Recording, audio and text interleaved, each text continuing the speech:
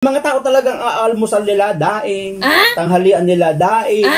Ang hapunan nila, daing. O, di ba? Minsan kinabukasan ng umaga, ang almusal na naman nila, daing. Bakit, Brad? Puro daing. Eh, kasi nga, daing ng daing.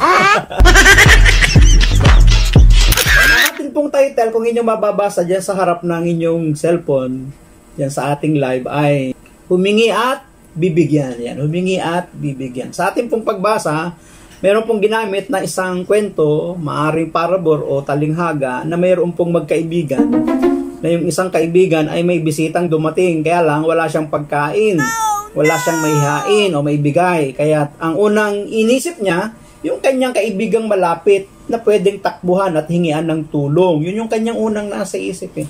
Kaya lang yung kanyang kaibigan ay sinabihan siyang natutulog na kami. Ganyan naman talaga tayo, di ba? Pag may mga tao humihingi talaga ng tulong, ang pinakamadaling response natin, tumanggi, di ba? Yun naman talaga unang response natin, tumanggi. Yun yung mas madaling reply, mas madaling sagot sa mga taong humihingi ng tulong. Kasi nga, minsan, ang mga taong humihingi sa atin ng tulong, pakiwari natin, sila'y istorbo ng aabala. Kaya sabi nung kinakatok niya ang kaibigan, nakahiga na kami, natutulog na kami, wala kami maibibigay. Diba? Pero may mga kaibigan naman na madaling lapitan. Malayo ka pa lang, alam na niya na meron ka pangailangan. Kaya nga daw ang isang tao na merong discernment, malayo pa lang daw yung tao, alam niya na yung taong paparating, mangungutang. Manghihiram, o diba? Alam natin na yung taong paparating ay mangungutang o manghihiram. O kaya naman, kapag nakita natin yung kanilang kasuotan, mayroong pangalan nung utilities, government utilities, Meralco, kaya tubig. Maniningil ito, magpuputol ito, may notice of disconnection na. Tingin pa lang natin yung mga tao pag dumarating para bagang mayroong sadya. O, di ba? May mga kaibigan naman na malayo pa lang, alam mo na. May mga kaibigan kasi tayo na parang kabisado na natin eh. Kasi 'di ba may mga tao talaga na sabi nga natin eh, ang almusal nila daing. May mga tao talagang almusal nila daing, tanghalian nila daing, ang hapunan nila daing. O 'di ba? Minsan kinabukasan ng umaga, ang almusal na naman nila daing. Bakit, Brad? Puro daing. Eh kasi nga daing ng daing. Mga tao talagang daing ng daing eh. Kaya kapag nakita mo na at paparating na, alam mo, may sadya ito kasi kilala mo siya na daing ng daing na, di ba? So sa ating pagbasa, umiiwas siyang maabala sapagkat siya ay tulog. Pero ang kagandahan dito, sabi ng ating Panginoon, babangon siya hindi dahil sa sila'y magkaibigan. Tingnan po ninyo ha, babangon siya hindi dahil sila'y magkaibigan. Babangon siya sapagkat magagambala at gagambalain siya ng kanyang kaibigan. See? Tingnan po ninyo doon sa pagpupumilit at pagmimithi, pagpupursigi, doon sa kanyang determinasyon. Yun, kaibigan pa lang yun. How much more ang ating Diyos sa langit? Hindi naman natin siya basta kaibigan, siya yung ating Ama. Ibibigay niya para sa atin yung karapat-dapat na ating hinihingi sa Kanya.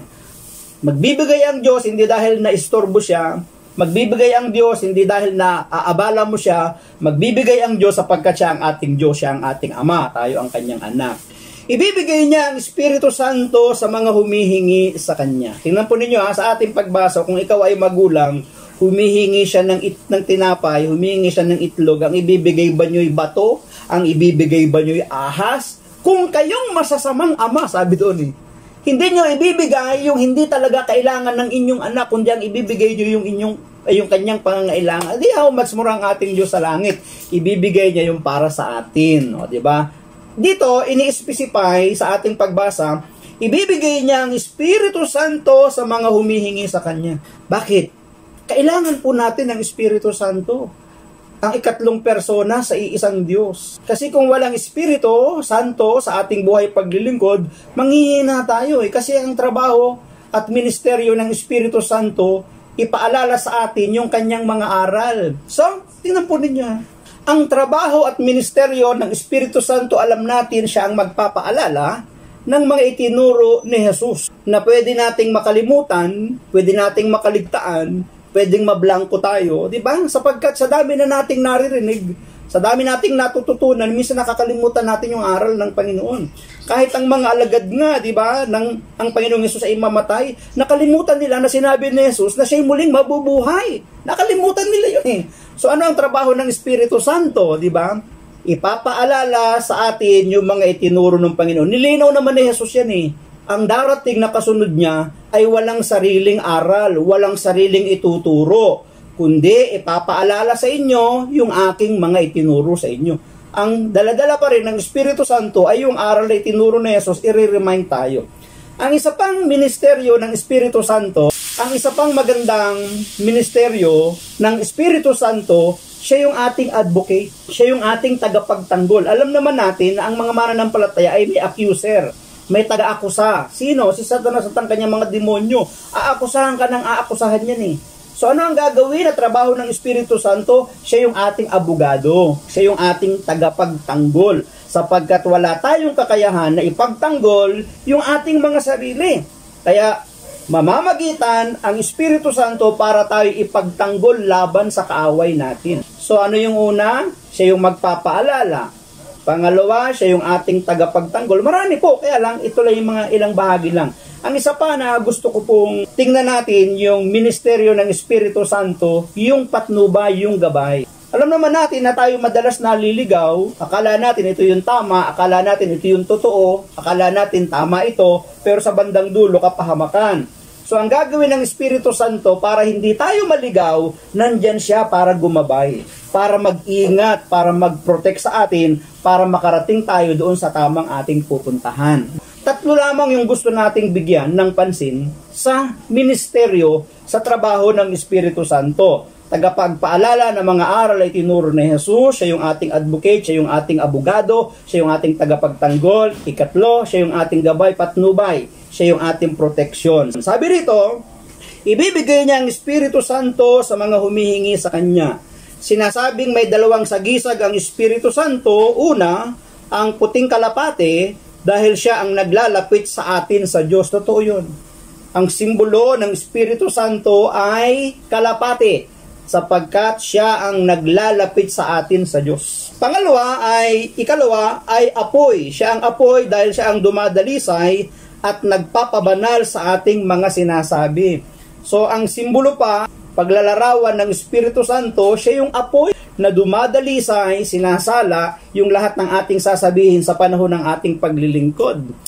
Ang Espiritu Santo ay sumasagisag sa kalapate. Pangalawa, sumasagisag sa apoy, sapagkat siya ang dumadalisay at nagpapabanal sa ating mga sinasabi, iniisip at ginagawa. Para siyang isang mabuting kaibigan na nagtuturo. Ano daw? Para siyang isang mabuting kaibigan na nagtuturo, nagbibigay aliw, nagpapagaan sa ating loob sa sandali ng mga problema at pagsubok. Isa pa nga yun sa kanya pong gawain, comforter kasi siya, tagapag-aliw siya. Ang trabaho ng Espiritu Santo ay mag-aliw sa atin sa panahon ng ating kalungkutan, kapighatian, sa panahon ng ating paglilingkod. Nariyan siya para tayo ay palakasin at patatagin. So, ano ang sabi? Para siyang kaibigan, mabuting kaibigan na nagtuturo, nagbibigay aliw, nagpapagaan sa ating loob sa sandali ng mga problema at pagsubok. Inilalantad din niya ang katotohanan sa mga bagay-bagay at sa ating sarili. Siya ang liwanag at gabay ng ating konsensya. Kung paanong sinugo ni Jesus ang mga alagad na dala-dalawa, gayon din, lagi tayong sinasamahan at hindi iniiwanan ng Espiritu Santo. Kaya nga idalangin natin ito. Isa sa atin pong ipapanalangin palagi ay ang samahan tayo ng Espiritu Santo sa lahat ng ating gagawin. Kaya nga kapag ako po'y nagbabiyahe, ako'y naglalakbay, ako'y nakasakay sa motorsiklo, ang palagi kong usal, Lord, guide us. Spirit, guide us. Samahan po ninyo ko. Angel of the Lord, guide us. Lahat na lang na pwede sumama para protektado ng Panginoon. Bakit? Nung nakaraan pong Sabado, muntik-muntikan na talaga ako.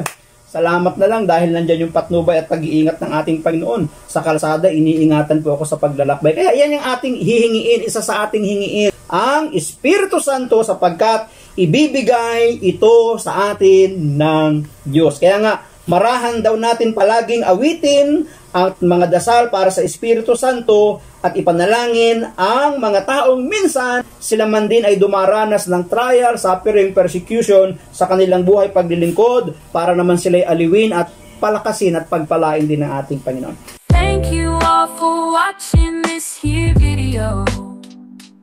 Please like,